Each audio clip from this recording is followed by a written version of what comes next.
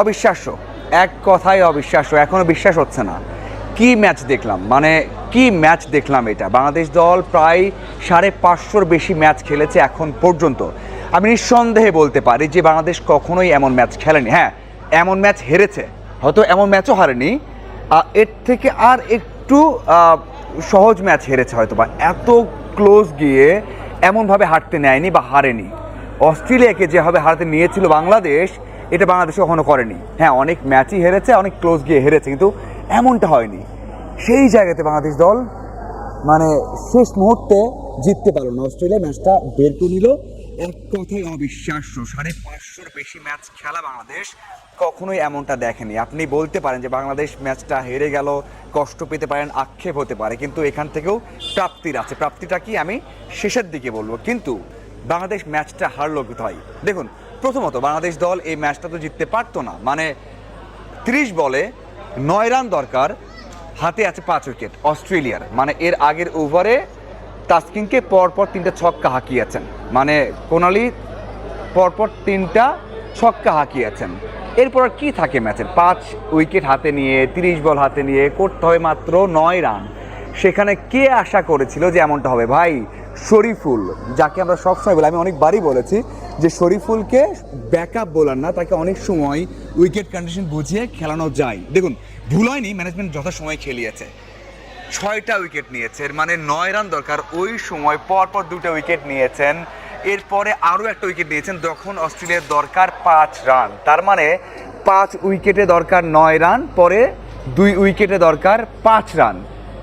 ভাই, কি ম্যাচ কি করে ফেলেছেন! বল আস্তে আস্তে কমতে শুরু করেছে, মানে প্রেশার, পুরো প্রেশারে অস্ট্রেলিয়া। এবং অস্ট্রেলিয়াকে মনে হচ্ছিল যে ভাই মনে হয় কানাডা অথবা অন্য দল, মানে বাংলাদেশ যখন এক সময় এমনটা মানে ভুগেছে, মানে একটা দুটো উইকেট গেলে নার্ভাস হয়ে যেত, হারবে কি জিতবে এমন ভয় পেত, সেই কাজটা দেখা গেছে অস্ট্রেলিয়ার মাঝে। মানে আমি তো মানে অস্ট্রেলিয়াকে অনেক প্রশংসা করি যে তারা ভয় পায় না, তারা শেষ পর্যন্ত খেলে, লড়াই করে, কিন্তু এই অস্ট্রেলিয়াকে দেখে মানে আমার অবাক লেগেছে। বাংলাদেশ মনে হচ্ছে বাংলাদেশ 6বারের বিশ্ব চ্যাম্পিয়ন, অস্ট্রেলিয়া মনে হয় যে একটা নতুন দল, উল্টা হয়ে গেছে, সেটাই কিন্তু দেখা গেছে। এবং ওই যে একটা ক্যাচ মিস, মানে তামিম যে ক্যাচটা মিস করেছে, এটা এটা এক কথায় আনবিলিভেবল। আপনি বলতে পারেন যে ভাই ক্যাচ মিস হতে পারে, এমন বলতে পারি এই ক্যাচ মিসটা হতে পারে, কিন্তু এমনটা নয় যে খুব বেশি কঠিন ছিল, অসম্ভব একটা ক্যাচ ছিল না ভাই, অসম্ভব ছিল না।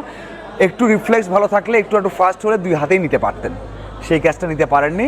আবার কি হয়েছে, ওই জ্যাম্পা যার ক্যাচটা তিনি ছেড়েছেন, মানে মাঝখানেতেও মুস্তাফিজের উইকেট নিয়েছেন, কোনালিকে ফিরিয়েছেন, ফেরানোর পর তো বাংলাদেশ একটা উইকেট দূরে ছিল, মাত্র একটা উইকেট দূরে ছিল। সেটা তো মানে সম্ভব ছিল ভাই, 4 রান দরকার লাস্ট উইকেট, মানে 9 রান দরকার, হাতে 5 উইকেট, সেখান থেকে বাংলাদেশকে একটা উইকেট নিতে হবে, হাতে 4টা রান। কি দারুণ একটা সময় বাংলাদেশ দল চলে এসেছিল। সেখান থেকে কি হলো, সেখান থেকে জ্যাম্পা লাস্ট বলে, মানে তারা সিঙ্গেল নিয়েছে লাস্ট বলে, মানে যে 4টা মেরেছেন এবং ম্যাচটা বাংলাদেশ দলকে হারিয়ে দিয়েছে। যেমন জ্যাম্পা, এই জ্যাম্পার ক্যাচটাই কিন্তু তামিম ছেড়েছেন। হ্যাঁ, আপনি বলতে পারেন ভাই উইকেটটা নিলে হয়তো অন্যকে জিতিয়ে দিত, কিন্তু ভাই লাস্ট উইকেট সেই জ্যাম্পাই কিন্তু ম্যাচ জিতিয়েছেন, লাস্ট উইকেট সেই জ্যাম্পাই ম্যাচ জিতিয়েছেন, যার ক্যাচটা তামিম ছেড়েছেন। ওই যে বলে না যে একটা ক্যাচ মিস তো ম্যাচ মিস, এটা অনেক সময় আপনার খাটবে না, মনে হবে যে না, যখন এখনই যদি বাংলাদেশ ওই ক্যাচ ছাড়ার পরে 5 উইকেট হারতো, 4 উইকেট হারতো, তখন মনে হতো না ক্যাচ ছাড়লে কি ক্ষতি হয়েছে, ওই সেম তো হয়েছে, কিন্তু না, এই জন্যই বলা হয় যে ক্যাচ মিস তো ম্যাচ মিস। এবং ওই যে তামিমের ক্যাচ মিসটা আমার কাছে মনে হচ্ছে, আমার কাছে না, সবাই এখন বলবেন যে সেই জন্য হয়েছে, কারণ ওই উইকেটটা গেলে কোনো উইকেটটা আউট হলেই ম্যাচটা বাংলাদেশ জিততে পারতো। যাই হোক, অসম্ভব একটা ম্যাচ, অসম্ভব একটা ম্যাচ। বাংলাদেশ বললাম না 550-র বেশি ম্যাচ খেলেছে, এমন ম্যাচ আপনি দেখবেন না। এবং একটা কথা বললাম না, প্রাপ্তিটা কি, প্রাপ্তি হচ্ছে হেরে যাওয়া ম্যাচ, মানে একদম হেরে গেছি, সেখান থেকে জিততে হবে। মানে ভারত তো একটা বিশ্বকাপ হেরে গিয়েছিল, যেটা যেটা ইউএসএতে হয়েছে, সেখানে হেরে গিয়েছে সাউথ আফ্রিকার বিপক্ষে, কোনো আশা ছিল না, ভরসা ছিল না।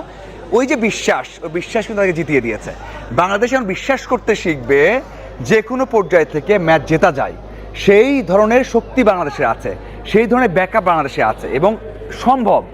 এই যে একটা আত্মবিশ্বাস, এটা তো জয়ের থেকে কম কিছু না, একেবারে জয়ের থেকে একেবারেই কম কিছু না, যে এরকম পর্যায় থেকেও মানে অস্ট্রেলিয়ার বিপক্ষে বাংলাদেশ দল এই কাজ করতে পেরেছে, তার মানে অন্য দলের বিপক্ষেও এটা সম্ভব। তার মানে নেক্সট টাইম বাংলাদেশ দল কখনোই হারার আগে হারবে না, শেষ পর্যন্ত চেষ্টা করবে, শেষ পর্যন্ত বাংলাদেশ দল লড়াই করে যাবে, এই একটা ম্যাচ বাংলাদেশের ইতিহাসে বাংলাদেশের আত্মবিশ্বাস সব চেঞ্জ করে দিয়েছে।